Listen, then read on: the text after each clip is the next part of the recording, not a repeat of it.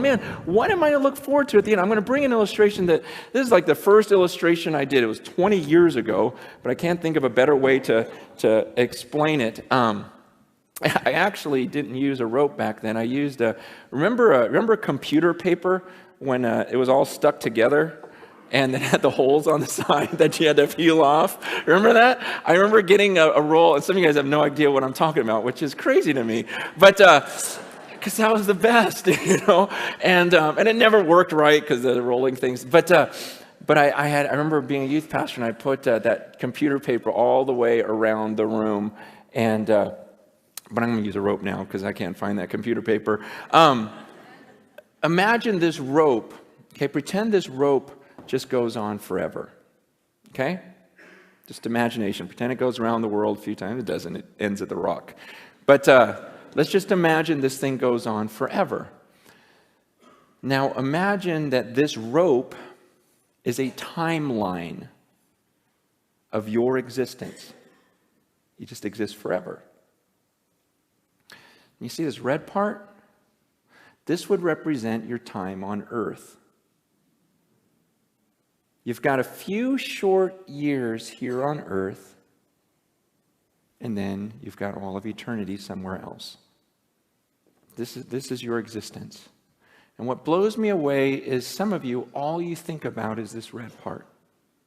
It's all you think about. You're consumed with this. You go, oh man, I can't wait till here. I'm going to work hard. I'm going to save so I can really enjoy this part right here. And you're consumed with that, and you're thinking, oh man, am I going to get to travel? Am I going to eat well? Am I going to do this during this part? And I'm like, are you kidding me? What about this? What about this? What about all this stuff? It's crazy to me because the Bible teaches that what I do during this little red part determines how I'm going to exist for millions and millions and millions of years forever. And so why would I spend this little red part trying to make myself as comfortable as possible, enjoying myself as much as I can? Paul says, look, I'm going to live my life for this mission. I'm going to spend my life, invest my life for this moment when I cross that finish line. See, I'm going to forget about all this stuff I could enjoy, and I'm not going to look around. I'm going to be like a runner, just looking at that moment when I face God, because when I face Him, then I don't get this chance over again. We get one chance at this life on earth, and it can end at any second for any of us. We've got one chance at this, and then comes eternity. And I'm not going to be fooled. I'm not going to spend my life down here. See, people look at some of my decisions and go, oh, you're so stupid because that's going to really affect this. I go, no, you're stupid because it's going to affect all of this. Man, I'm serious. I look at the way people live and I go, wow, that is so crazy. You are so crazy. You're going to do that right now, just to enjoy right now, not even knowing if you have tomorrow, and you think that's smart and that I'm dumb? It doesn't make any sense. Paul goes, I'm not going to look around at all this stuff. And it's tempting. It's tempting to all of us. That's what I'm saying. Down here, it's crazy because everyone lives that way.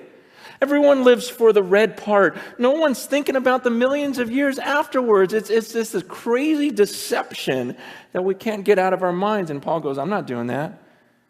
He goes, I keep my eyes on that. I keep my eyes on that finish line, and I'm going to forget what's behind me. I'm not looking around. I'm straining. He goes, I'm straining forward. I'm like stretching forward for that mark. I'm going to pass this thing.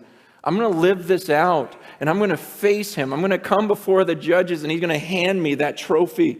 He goes, I'm going to get it. And I haven't gotten there yet. He goes, but you better believe I'm using every muscle, exerting every bit about me, because I'm going to pass that line well.